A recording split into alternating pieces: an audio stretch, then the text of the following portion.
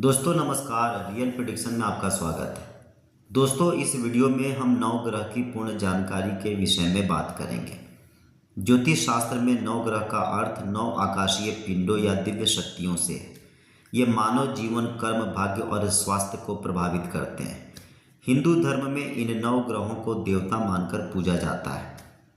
सूर्य को आत्मा, पिता और शक्ति का कारक माना जाता है। चंद्रमा को मन, माता और भावनाओं का कारक माना जाता है। मंगल को साहस, ऊर्जा और भूमि का कारक माना जाता है। बृहस्पति अर्थात गुरु को ज्ञान, भाग्य और धर्म का कारक माना जाता है। शुक्र को प्रेम, सुख, सुविधा और कला का कारक माना जाता है। शनि को कर्म, न्याय और अनुशासन का कारक माना जाता है। राहु को छाया ग्रह, अचानक होने वाली घटनाएं जो राहु से देखी जाती हैं। केतु को भी छाया ग्रह, मोक्ष और आध्यात्मिकता के लिए माना जाता है। अब हम चर्चा करेंगे कि 9 ग्रहों का प्रभाव और स्वभाव किस प्रकार से हमारे जीवन पर प्रभाव डालता है। सबसे पहले हम बात करेंगे शुभ ग्रहों के विषय में। बृहस्पति, शुक्र, चंद्रमा और बुध को शुभ ग्रह माना जाता है यदि ये ग्रह शुभ प्रभाव में हो तो। शनि, मंगल, राहु, केतु और सूर्य को अशुभ या पाप ग्रह माना जाता है। शुभ व अशुभ ग्रह हमारी मानसिक स्थिति, शारीरिक स्वास्थ्य और जीवन के विभिन्न पहलुओं पर असर डालते हैं। जन्म पत्रिका में शुभ ग्रह शुभ के साथ हैं तो शुभ प्रभाव देंगे, और शुभ ग्रह यदि अशुभ ग्रह के साथ हैं तो फिर वे अपना शुभ प्रभाव देने में कमी लाएंगे।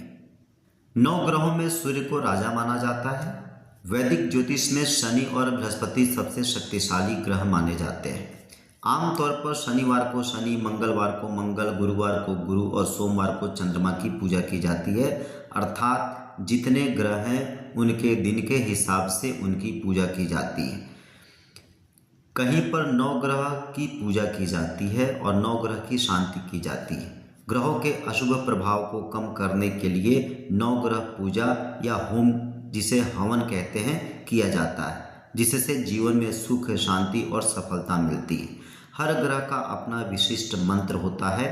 ग्रहों से संबंधित वस्तुएं दान की जाती है, जैसे शनि के लिए काला तिल, मंगल के लिए मसूर की दाल। उसी प्रकार से सभी ग्रहों के लिए कुछ न कुछ दान की वस्तुएं बताई गई है। ग्रहों की मजबूती के लिए विशेष रत्न भी धारण किए जाते हैं। हर ग्रह के हिसाब से उनके शुभ और अशुभ प्रभाव को कम करने के लिए, शुभ प्रभाव को बढ़ाने के लिए और अशुभ प्रभाव को कम करने के लिए अलग अलग तरीके से रत्न दिए जाते हैं।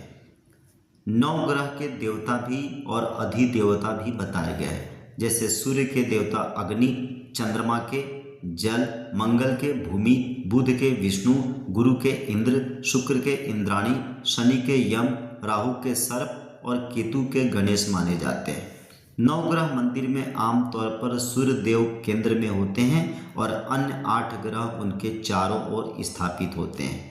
तो दोस्तों आज हमने 9 ग्रह के ऊपर पूर्ण रूप से चर्चा की।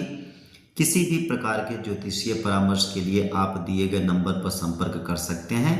इसी प्रकार के अन्य वीडियो बनाने के लिए कृपया अपनी कमेंट बॉक्स में राय दें और हमें प्रोत्साहित करें। एक बार आपसे निवेदन है कि कृपया चैनल को लाइक, शेयर व सब्सक्राइब करें व कमेंट बॉक्स में अपनी राय दें। धन्यवाद।